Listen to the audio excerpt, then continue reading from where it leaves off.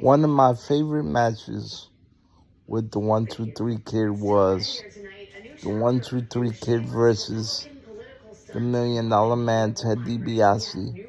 One of my favorite heels ever. And the thing about that match was it was pretty cool because I told my grandpa, who's my dad in every sense of the world, and I miss him every day. I recently lost him. I told him I knew my uncle was getting married that day and Wrestling Challenge was on. I said, I'm not going to the wedding till I see the $1 Million Man versus the 1-2-3 Kid. And we all know how it ended. The die-hard wrestling fans. $1 Million Man had Ted DiBiase, a young Sean Waltman, 1-2-3 Kid in the $1 Million Dream. And he knocked him out to the point where he passed out. And he was supposed to pin him, but he kept lifting up the 1-2-3 Kid's head and lifting up his head and lifting up his head. And then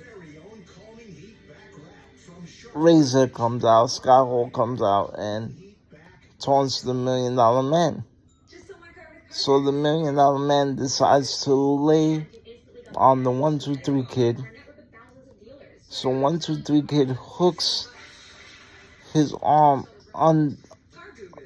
somehow under Ted DiBiase with his leg also, to holding his shoulder with his arm and his leg, and like kind of wedging him and doing like a crucifix and turning it into a scoop, and it was a win for the 1-2-3 Kid. But I remember what led up to that match because that was my rookie year of watching wrestling.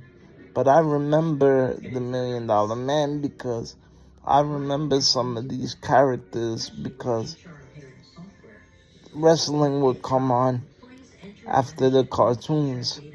And obviously they sold the figure commercials because I'm a figure guy.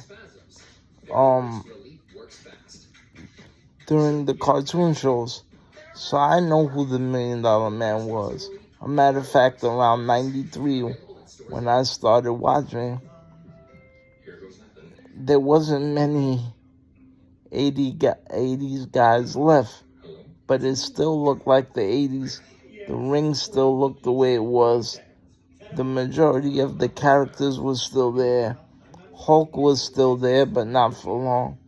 And they still had the ice cream bars and the colorful figures and the colorful commercials. So I don't think by me watching in 93, I missed much. And I was still very much a little boy.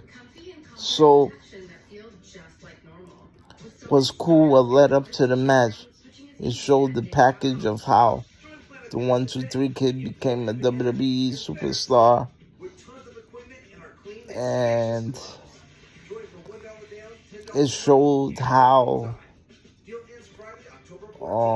he came up to rise, and it also shows some of Ted DiBiase's career, stuffing $100 bills down enhancement talent throat, and he's talking about how he's gonna show Razor Ramon that he's a real man, and he's gonna wipe the floor with this snot-nosed punk kid.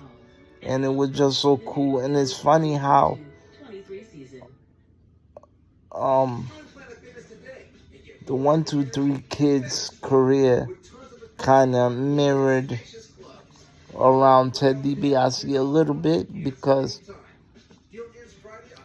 a few short years later he would wind up managing him, And, I heard Sean Waltman say he looked up to Ted DiBiase a lot when they were talking about the book of the death of WCW. And that's another thing. When they both moved over to WCW, which seemed like within the same month, they were on the same team again in the NWO. So